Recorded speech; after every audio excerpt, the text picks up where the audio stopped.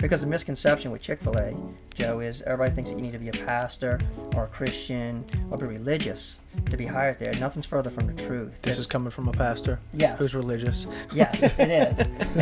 And quickly found out not everybody was at corporate, but all the way through the process, they were going to offer a store to. He didn't wash his hands in the bathroom.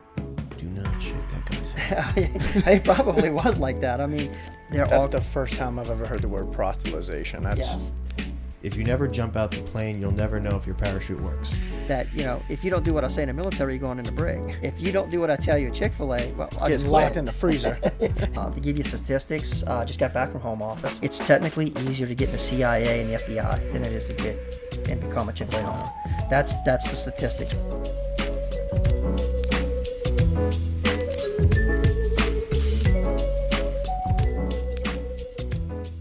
Today's sponsor is America First Advertising. Looking to boost your business's visibility? Meet America First Advertising, your go-to solution for digital signage and space.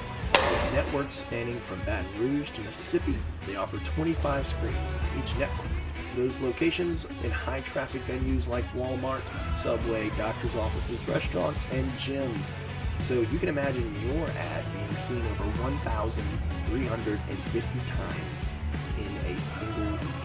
Ready to start your advertising? You can visit americafirstadvertising.com, or you can give them a call at 985-615-2680. America Advertising, where your business comes first. I would definitely recommend using these guys.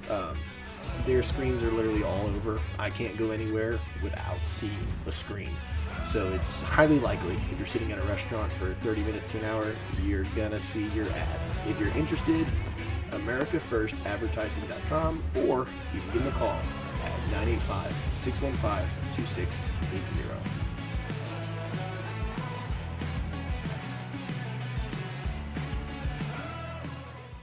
We were talking about it a little bit beforehand. It was kind of interesting how you went from not having any background in food service or running a franchise or anything, because typically with Chick-fil-A, they go from within. You go through that program and they kind of train you up and how you should do it. You kind of just went in, and whether it be grace of God or just your own hard work or what, just. Yeah, I mean, I guess I'll first want to say what's great about us having this topic and talking about it, excuse me, is that you guys, I've known you since you were very little, when you were born, technically. So, I mean, my life's an open book. There's nothing to hide. I mean, it's not like there's not things that you haven't seen happen in my life over the years. So it's great that what I'm talking about is actually witnessed by the very people on the podcast right now, right? So, I mean, yeah, I haven't, coming up, I did not come from a family that had money. Basically, it was a one-income household. My dad worked. My mom used to drop my dad off at work so she could have the car. She was a stay-at-home mom. When money got too tight, Mom did go to work to help out with bills, and then she would stop working when they can get by. No was the common theme in my household growing up. If you said, hey, I want a Hershey bar, a candy bar, 9 out of 10 times it was usually, we don't have money for that. And like most households back then, my parents had their own struggles in life. And to date it, I guess what time was it? Like 19? Oh yeah. So this is basically going back into the mid to late 70s. I was born in 68. You old. So yeah, 10 years old, 78. My grandma lived with us. She helped out with the bills too, because naturally she had a pension. And my grandma wasn't the best woman either, to say the least. Growing up, she was a very hard woman back in those days. Very hard woman. In fact, I was probably more scared of my grandma than I was my dad or my mom. But she was real hard on my mom. She really kind of abused my mom when my mom was young. Basically, my mom showed me scars on her body above her eyelids where she sassed her mom, and her mom took a glass pitcher of water or tea and smashed it against her face. And because you didn't sass your parents. The stories you hear back in the day where your dad get a tractor and run over you for back talking him, they weren't far off the mark in a lot of cases. I mean, you just did not back talk your parents. And my grandma, she was a hard woman, but she really loved us a lot as grandkids, because she wanted to make up for I guess, her own shortcomings with her kids. So she bought us a good bit. When we go visit my grandma, we go to the store, my grandma would buy us that candy bar that we couldn't afford, or help put clothes on our backs to go to school. But essentially, you didn't grow up this in a luxury type of lifestyle in any which way, shape, or form.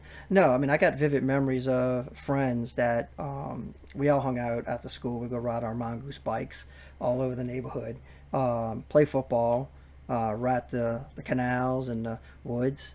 I'm from Chalmette. I grew up down there in St. Bernard, and we used to always go throughout the woods while we're down there fishing and hunting, things like that. I know. I feel like that's. Sounds like you came from money to name dropping mongoose bikes. I feel like that's how kids should grow up, though. Well, and that's what you see missing today.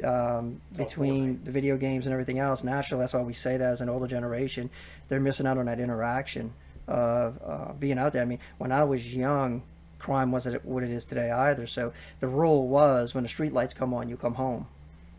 So yeah, we ratted the streets, but when the street lights came on, you went home. A lot of my friends were more middle class income. My dad was a very prideful type guy. He made minimum wage his whole life. He worked 7 days a week. We didn't really know what a vacation was. We may have taken 2 in a lifetime, maybe 3 that I can recall. Now, since you didn't grow up with much money and now owning a Chick-fil-a, it's safe to assume that, I can't say that you're rich, but you definitely are well off. But do you think having that childhood then also motivated you to do more? Well, you have a better sense of money. So as we get it more into Chick-fil-A, Truett, who was the founder, he went through the Depression. So he knew what it was not to have money. So he didn't waste money. So if you come up with nothing, you don't. And I want to be accurate about this because I think there's misconceptions about it. When you come up with nothing, you know the value of something if you work for it. Let me say that. Okay, a lot of people win the lottery, go broke, and they didn't have money. The problem was they had no value in what they have gotten and what they worked for. Okay, Jesus even made the statement, right? You guys know I'm a youth minister, grew up with you guys, and he even made the statement at one point. He said, and I'll use common terms. You know, he says if a guy owed another man money, right, and he owed him, let's say, $100, and he didn't have it, then he said, well, you know what? Tell you what, I know you owe me $100, but I'm going to go ahead and just forgive the debt. Okay? And another guy owed $1 million, and he didn't have the money either. And he said, I'll tell you what, I'm going to forgive that $1 million. Jesus posed the question, which one's going to love me more? And everybody answered and said, well, the guy who had the bigger debt. And that's why a lot of times we can't understand when we see people who are in prison or had a really bad life or in poverty, when they realize what God has done for them in a sacrifice, that there's a greatness of their love, because if I was a murderer, I'm forgiven of much, so I love much, versus a person who just may had small personal struggles in their life that they had to overcome. So it's that thing that was earned, the greatness of the debt that was forgiven, knowing how bad they were. It's kind of similar in a way when you look back to say same thing with money. If you earned and worked for everything you had and you were responsible with the little things, just like the scripture says, then God knows you can be responsible with more things. So, and you saying that, you've said that you've known us twice now, and that you were a youth pastor. I wasn't even sure if I was going to get to mention that in this, because I was trying to focus more on Chick-fil-A. Right. But the fact that you were a youth pastor, were you one before owning Chick-fil-A? So yeah, actually, the reason I asked that is because you said if you're faithful in the little, you'll be faithful in the lot. And it's very true that what you do in small things, even if it seems insignificant, it does play a role. And it's like the accumulation of something. It becomes a large thing. Yeah. And one of my first mentors, previous church that we used to attend, they used to say it all the time, and it's true. You don't understand it till you actually get to that point where if you can't tithe out of your income in a small amount of money you make, whether it's minimum wage, you're never going to tithe out of a large income. And people think it's easy when they say, oh, well, you have the money to tithe. The problem is exactly what we were kind of alluding to earlier, that the more money you make, the more lifestyle you have. And you see it with the rich and famous, a lot of people, they live a very highfalutin lifestyle, okay? And what winds up happening is they spend so much, and then if you want to give, they see how much they're giving, And when they go to give that amount of money, it's a lot of money to them, when really it's a very small percentage of what they're making. That's why Jesus said with the woman with the widow's mite, I tell you, this woman here gave more than anybody. Why? Because she gave all her living, 100% of what she had, and only was basically amounted to a half a penny is what she gave. So God judges the heart on what you do, not the amount that you give. And that's why if you're responsible in the small things and faithful, then he knows you can handle more. So when you start talking about growing up like we did, or earning, I used to cut grass and make extra money as a kid. I did those things and realized that when I turned about 15 and got my first job, I didn't have the clothes other kids had. I got a specific memory of buying my first pair of Jordache jeans, which was, back then, that would be more of a higher end jean, blue jean. I But didn't even know they made jeans. Now it's just crappy cologne you get. crappy cologne. For Christmas. I want to check your mic and make sure it's plugged in. Because I'm not hearing you as much. Can you push the back of this in? Way to get me back for unplugging your Sega controller back in the day. Hello. There you Yeah, go. there I got we you go. now. There Yeah. we go. There we go. There we go. He's talking about, why don't you tell him Tell them what? about the Sega controller? Oh, growing up, you know, I was always the gamer. I just always had video games, and they always wanted to play. My mom would make me play, and I would just like, all right, fine. And I'd be playing, and I just would unplug their controller, and they'd be sitting there all happy, all Thinking stupid. they were playing. Yeah, thinking they're playing. And I'm just looking at them like, idiot. Having the But time it of my made, life. it made my mom happy. Yeah, well, I kept the kids quiet. So I wanted to circle back to what you said about with Jesus when owed money with two people who had a debt. Yeah. Because I was thinking it was about the other analogy that you gave about the woman who gave all she had. Yeah. Well, the guy who only owed 100, if that's all he had, I would assume that to him that's just as big a debt as the guy with $1 million. I mean, would that not? It is, but the difference is he knows the value of what his debt was. He still may have been poor, but he Yeah. knows $100 isn't worth as much of $1 million. Where the guy who had $1 million, he didn't have it to pay back either, so he was brought down to the same level as Yeah, the poor person that makes at the same sense. time. And he knows how much that was, and actually appreciated the amount that was forgiven to him. And I guess that's why Jesus used that analogy. You know, I mean, we used to always say, I've had this conversation many times before about whether we talk about in today's world with the different types of societies, whether you have communism, socialism, capitalism, and there's such heated debates over stuff like that, and like, well, what's the best system?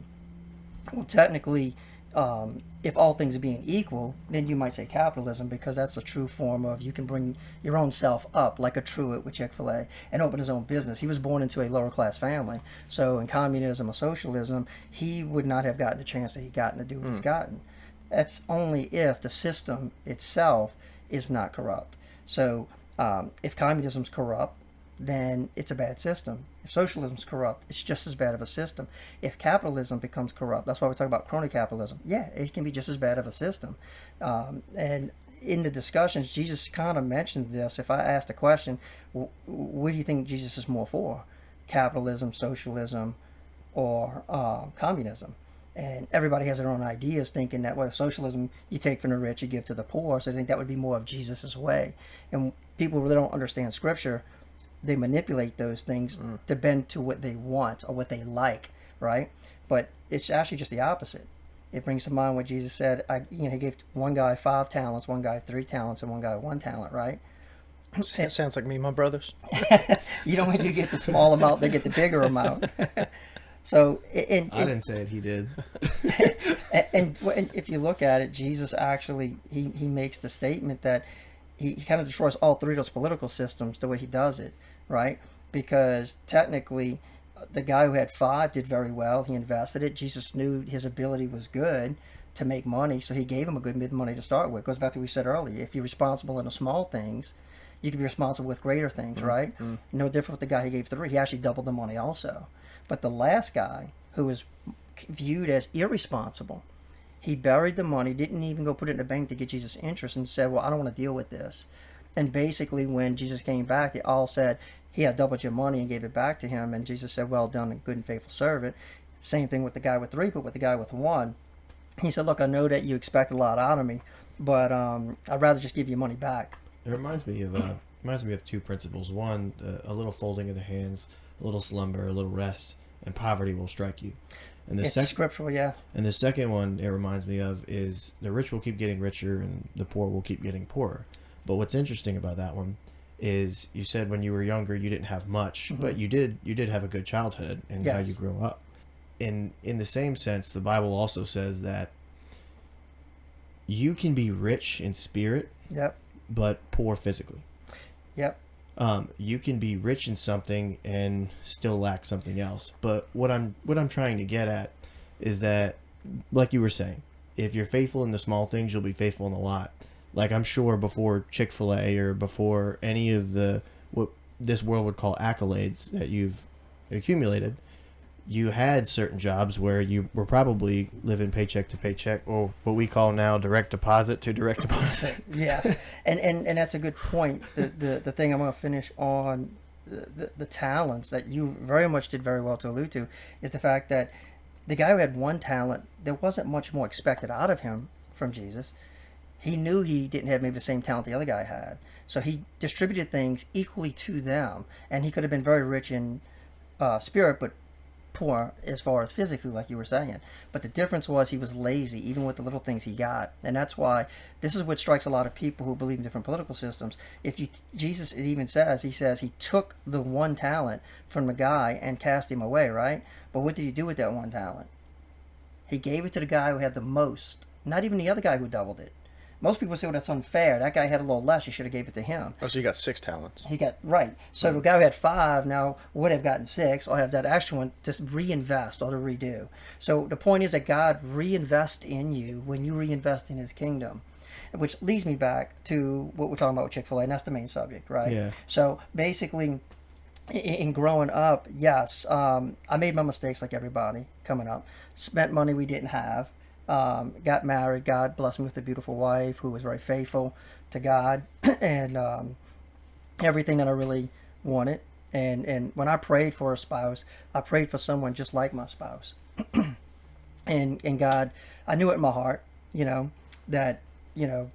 that's the type of person God had for me. And as much as it was my free will to pursue her, it was her free will to pursue me.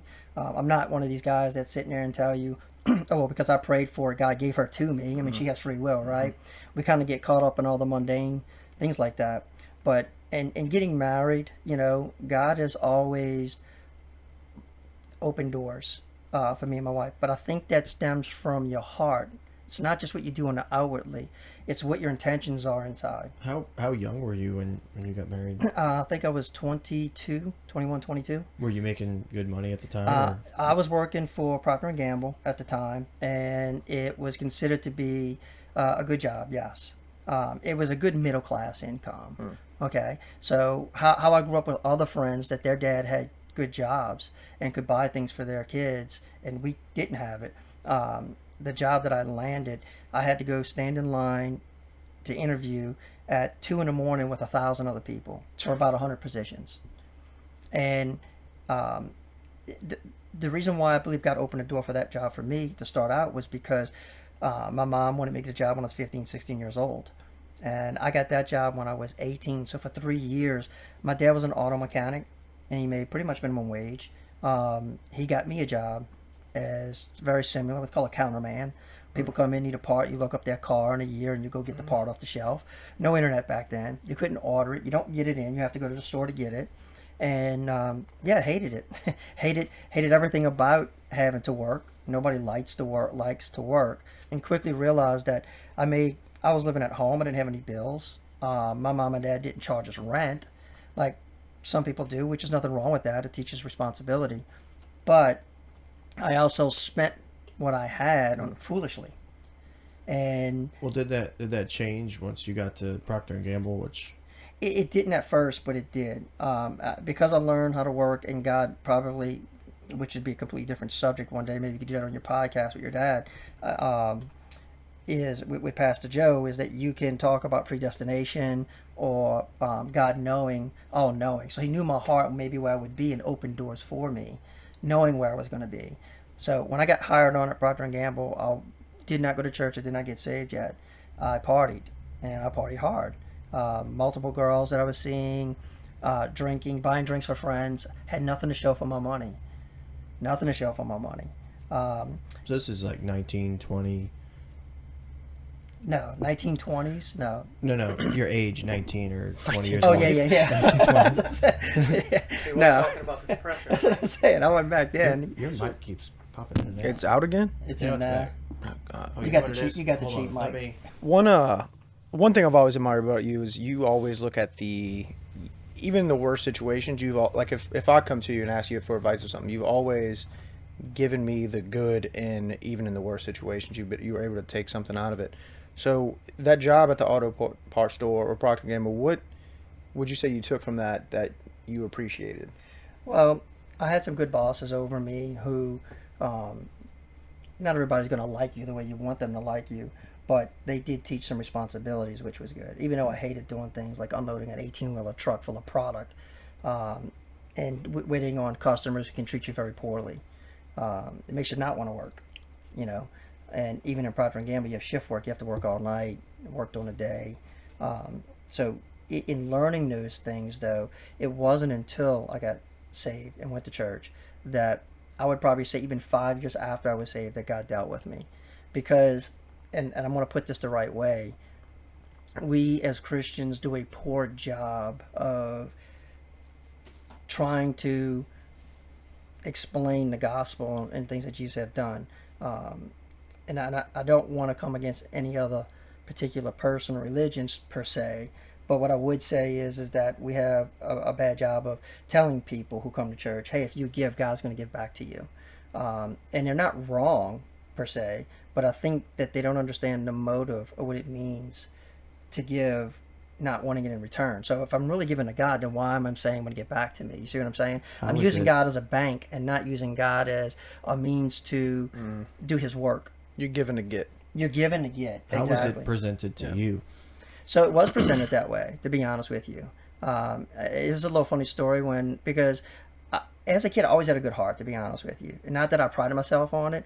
I just felt that way. I love to give to people, but also you have to learn restraint, responsibility with that. You just can't give everything away, okay? That there are some people who take advantage. And the way I look at that is I want to help someone, but if they take advantage, well then I don't want to keep giving to that individual because there's other people who need help. And you're taking from me helping someone who really wants help for someone who's just taking advantage, if that makes sense. So even growing up, if I had extra lunch money, and I grew up in a poor family, like I said, I would split it with someone who wanted something because they were friends or people who needed it. I just didn't say no. So even coming into church, a funny story, the first time that they passed out the offering plate in a non-denominational church, and I didn't know what tithing was. I pulled out a $5 bill, and I was popping that $5 bill for everybody to see, like I was something special. Like, because in a Catholic church, in a lot of cases, people usually give $1, and that's what I always did when even younger, and I visited a few Catholic churches. It was you put your dollar in the offering, you know, as a kid, but not knowing the scriptures innocently, you know. But here, I'm thinking I'm doing something good, and I'm gonna give a whole $5. I thought you were saying you were taking that $5 out of the collection plate. No. I could see you popping. Mad respect. Yeah, I was popping it, going down the aisle like, they playing the music. I'm gonna stick it in there, almost like you want everybody to see that tip that you're giving. My heart wasn't right with it. I was newly saved and thinking I'm doing something good. I wasn't trying to be boastful as much as I want everybody to see that I'm doing something good, right? But not in the right way. Then I found out what tithing was. I feel like most Christians still do that today. They do in see a a lot lot. of ways because they're misguided, and I've talked to quite a few of them, and the common theme I hear is I've been tithing my whole life. How come I haven't gotten my blessing, or where's the things that I want out of it? And it goes back to the same thing that I don't even blame them. I blame what they were told, because once again they're being told I give to God to what? Get, like Jordan said earlier. Yeah. I've kind of learned and somewhat been taught that it's not a rule. It's more of a principle. So it's a guide to follow, but it's not like it's demanded. And some people even debate that it should be 10%, and some people debate that it doesn't need to be 10%, and that it should be based off the heart. But, so I heard something really good on that, and you're right, Joe. To be honest with you, there's no law saying you have to tithe. There are scriptures that we like to use that I would say some people might misuse to make people feel guilty. Things like God said, "Have you robbed me in Malachi?" And he says, "Yeah, you've robbed me in my tithes and offerings." So I think when we look at stuff like that, it is a hard issue, but it's like anything. Is it something that will keep you out of heaven because you didn't give money? I can't say that. I'm not God. I do think that if you have the means and you become like that guy with the one talent, that you have it, but you don't invest it, it's no different than that guy we just talked about. Well, the reason I'm bringing that up is because we talked a little bit about how you grew up and didn't have money, but now you're getting to Procter and Gamble. You're coming to church. You're starting to kind of learn what tithing is. You now have a wife, and I'm assuming a lot of the things that you wanted to do in life, you're now doing. You're like, I got a job. I have a wife.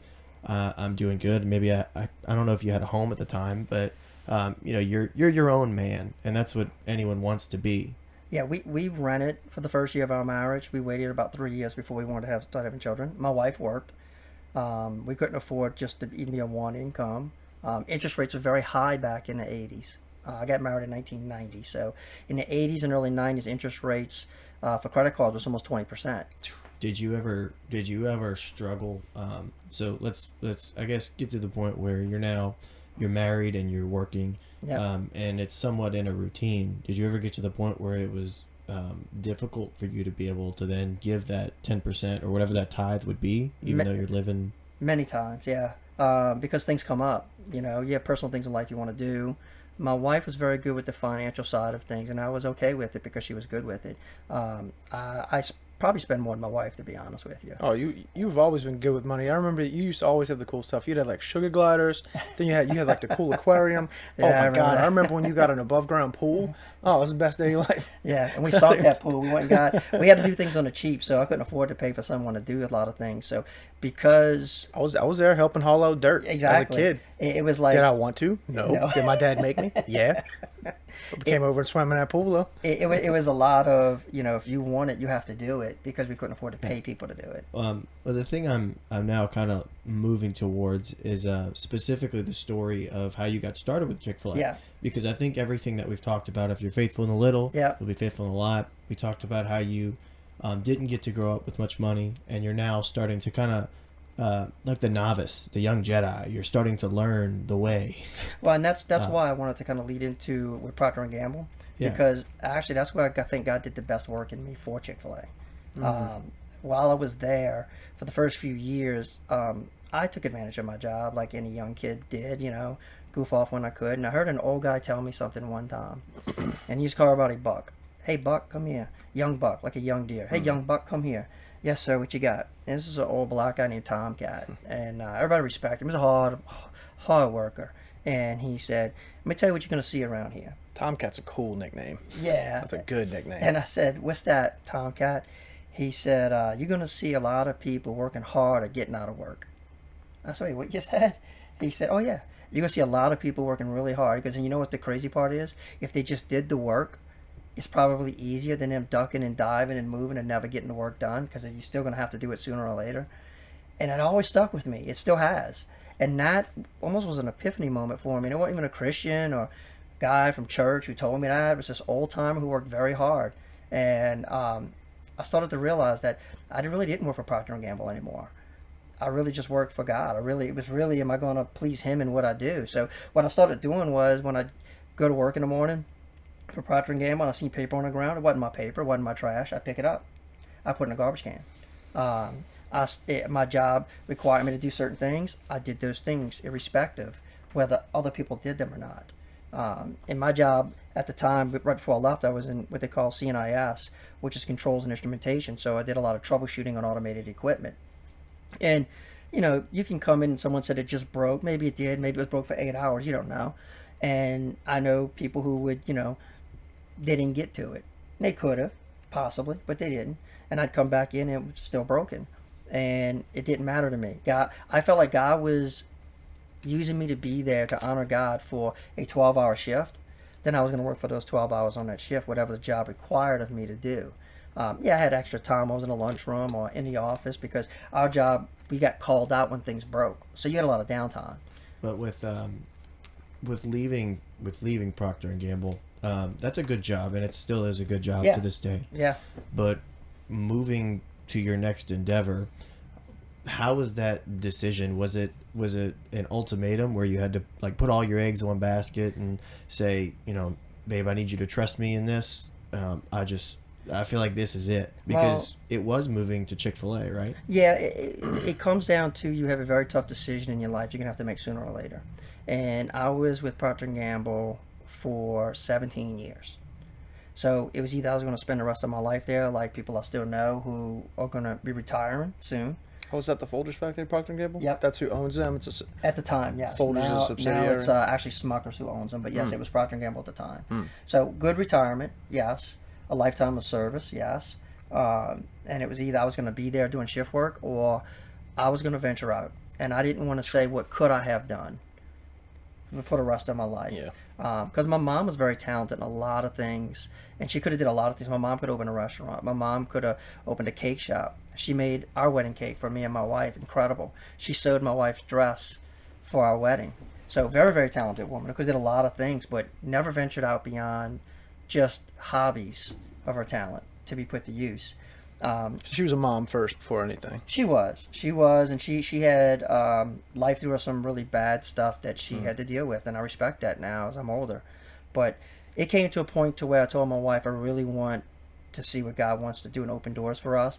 I was now taught a lot more responsibility, working for the Lord, so to say, doing things that really most people wouldn't do, to be honest with you, whether it was cleaning up something that's another mess somebody made. Most people would say, well, that's not my mess, I'm doing that. That's not how I was at that point in my life. And I actually told my wife, I said, I think I want to get involved and do something else. And what it came about was my brother-in-law was involved with Chick-fil-A. And at the time, he was doing insurance a few years prior to that, quite a few years actually. And he started dating my sister. And I helped him work on the house because, once again, I told you earlier, to show you how God brings everything full circle, if you want anything done, we had to do it. So he needed help. So I went there to help him put up siding on a house in Araby. And he said, you don't think about Chick-fil-A, you'd be really good at it.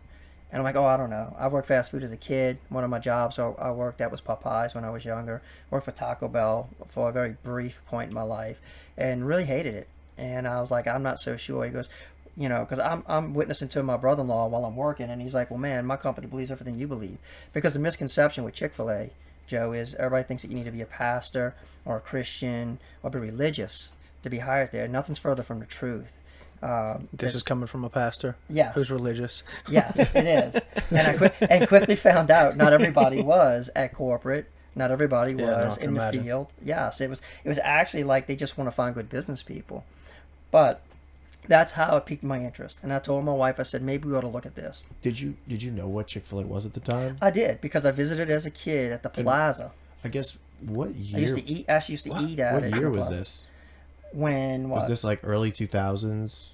No. When I became a Chick-fil-A operator, it was 2005, the year of Katrina. What year was it when your brother-in-law was telling you about it? Because I don't That's remember. what I'm I don't remember Chick-fil-A being that big back then. I they feel like weren't. It's blown up now. They were only in malls in Louisiana. It wasn't until the late 80s. When I graduated high school, they put up their first freestanding restaurant. But naturally, that's not in Louisiana. They're from Georgia. They kind of branched from Georgia into Florida before anything. But yeah, the store that we had here in Louisiana was in the Plaza when I was in the this wasn't early even, 80s. This wasn't even anything big. No. It was a mall store. I only had a few of them. I don't even know what the Plaza is. And then I guess the Plaza was a mall that was in New Orleans East. Actually, Jordan, the Plaza that I think you had the store at was the store our great grandpa. No, he owned never. the land. No, that was Oakwood. He had Oakwood. That was Oakwood. Yeah. I think that might have been your next store, maybe. Yes. So the Plaza I never did work at. I'm getting ahead of the story. Yeah. The Plaza was a very old mall that Katrina put the nail in the coffin. It was pretty much nothing there even before Katrina. Yeah. But it was a premier spot in New Orleans East. A lot of big houses in that area, big shopping mall, popular for many years. My sister used to ice skate in the ice skating ring, and we go play in video games. We had an ice skating ring. We had an ice skating ring, believe it or not. And I would go play video games in the arcade. And they had a Chick-fil-A that wasn't in the food court. And I used to go eat Chick-fil-A there with friends. So Chick-fil-A piqued your interest, but I guess what was the offer that was brought to you? So what really was surprising, to be honest with you, when I when we decided this is what we want to try and pursue and see if God would open the doors, we filled out what they call an interest card at the time. Now it's all changed naturally online. When you say we, you mean you and your wife? Well, me and my wife looked at it, prayed over it. We did that with a lot of things, with our first house and things that we did, because we started learning early on that, we overspent like a lot of people do, and we had to get that under control, which we did. Because with Chick-fil-A, you can't really have any major debt. If you can't control your finances, how are you going to control a business? They're very, very good at the way they look at things, to be honest with you. It goes back to the whole talent thing and what you're doing and how you're investing in the things that you're doing. But the card I filled out, put my experience down on it. It was about a year and a half later, because of my brother-in-law. There was some movement in Louisiana about some other stores. The difference was I didn't want to move. I could have probably tried to interview for a store in Alabama or Florida or Texas, but I was tied to my church home, tied to family, and that was my condition. I really wanted to stay in Louisiana when we interviewed. And that's a tough condition in a lot of cases. And you had a job at Procter and Gamble that you've been loyal to for 17 years. Yeah. So it's like, why do I want to move? My family's here. It's I make scary, money. to be honest with you. I've grown. It's safety. Switching careers after 17 years Yes. you've been established is And like jumping off a no net. And it's not like I haven't worked my way up. I worked my way up in Procter and Gamble to where, I was established. I was had seniority, had money in retirement, good health benefits. But you've learned principles from the past. There's a quote I love to think of when either finding a new career or switching jobs, and it's, if you never jump out the plane, you'll never know if your parachute works. Yes, and that's the thing, that at some point in time, it could have been a bad decision. There's no guarantee when Chick-fil-A is Chick-fil-A, and we look at it like, oh yeah, but like Jordan said earlier, he alluded to the fact that we didn't have many of them. So if it didn't grow, it could have failed as easily as succeeded at the same time. It's very popular now, but doing an interest card, it took about a year and a half to I did a follow-up, and the gentleman who interviewed me, who I'm actually good friends with. Did you have to follow up with them, or they followed up with you? Well, I did a follow-up call to see where the status was. A year later? A year and a half later. Oh, wow. Because I heard there was movement. In other words, they were getting ready to build another store, which would have opened up a store down here. Let me check on that Chick-fil-A thing. And basically, the guy I talked to was a New Orleans native living in Atlanta, working for home office, and I'm still friends with him to this day. And he interviewed me over the phone. It was like a phone interview. And if that went well, then they would come down and speak with you. That's kind of how they did it. And I still remember that even after that year and a half, it was almost another year before it got to the point of having someone come down. When we knew things were moving, a store was being built someplace else, that the store that I was looking at, which was Oakwood, was going to become available. And in figuring out how the process works, it was still a very tough process even back then. It's even tougher now. To give you statistics, I just got back from home office, and they told the employees we brought with us to see home office, it's technically easier to get in the CIA and the FBI than it is to get and become a Chick-fil-A owner. That's the statistics right now. It's tough because it's the popularity of it now, the brand, and the power of the brand. But when I did it, it was still very, very, very, very tough. So I got in on the ground level, which was good. And when they